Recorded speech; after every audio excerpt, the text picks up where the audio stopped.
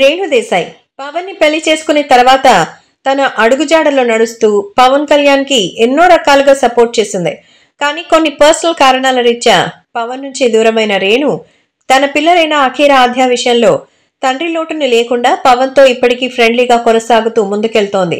అలాగే పవన్ రాజకీయ జీవితంపై కూడా తను ఎంతో చక్కగా సపోర్ట్ చేసిన సంగతి తెలిసిందే. స్టిల్ పవన్ కుటుంబ సభ్యులతో కూడా మంచి అనుబంధం ఉందని, ఒక ఫ్రెండ్లీ నేచరే కంటిన్యూ అవుతున్నారని, మెగా వారసులుగా నా పిల్లలు ఎప్పటికీ ఉంటారని, వాళ్ళని వేరు చేసే హక్కు నాకు లేదంటూ చెప్తోంది రేణు. అయితే రేణు విడాకులు తన జీవితంలో పెద్ద బాధ అనుకుంటే దానికంటే మించిన బాధ మరొకటి ఉంటుంది అంటూ చెప్తోంది. సో నిజంగా తనలాంటి పరిస్థితి ఏ ఆడపిల్లకి రాకూడదని అన్నారు. నిశ్చితార్థం క్యాన్సిల్ చేసుకుంది కూడా అందుకేనా అంటూ కామెంట్స్ చేస్తున్నారు. రేణు దేశాయ్ బద్రీ సినిమాతో టాలీవుడ్ లోకి ఎంట్రీ ఇచ్చింది. పవన్ తో పెళ్లి తర్వాత అఖీర ఆద్య జన్మించారైతే వాళ్ల మధ్య మనస్పర్ధలు వాళ్ల విడాకులకే కారణంగా మారింది.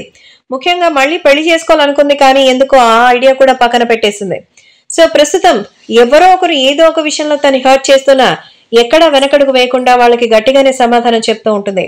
సో ప్రస్తుతం తన భవిష్యత్తు గురించి కాదు, తన పాస్ట్ గురించిన ఆలోచనలు తను ఇంకా మర్చిపోలేదంటుంది. కారణం తన తండ్రి తన పుట్టుక గురించి వచ్చినటువంటి ఇబ్బంది. అదేంటంటే వాళ్ళు మగపిల్లలు పుడతారని ముందుగా అనుకున్నారట. కానీ రేణు దేశాయ్ పుట్టడంతో వాళ్ళు నిరాశపడ్డారు. వాళ్ళ నాన్న అయితే కనీసం తన్ని చూడడానికి తాకడానికి కూడా ఇష్టపడేవారు కాదట.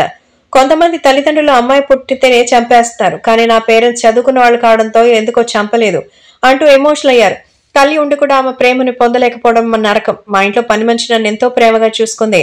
పవన్ కళ్యాణ్ తో విడాకుల కంటే కూడా పుట్టింట్లో తల్లిదండ్రుల ఆదరణ లేకపోవడం నిజంగా నన్ను చాలా బాధ పెట్టింది అంటూ, ఆ బాధ మర్చిపోలేనని, జీవితాంతం ఉంటుందని, నాలాంటి జీవితం పిల్లలకి రాకూడదనే ఉద్దేశంతోనే ఎంగేజ్మెంట్ కూడా క్యాన్సిల్ చేసుకున్నా అని రేణు చెప్పింది. ప్రస్తుతం ఆమె చేసిన కామెంట్స్ నెట్టింట్లో వైరల్ అవుతోంది.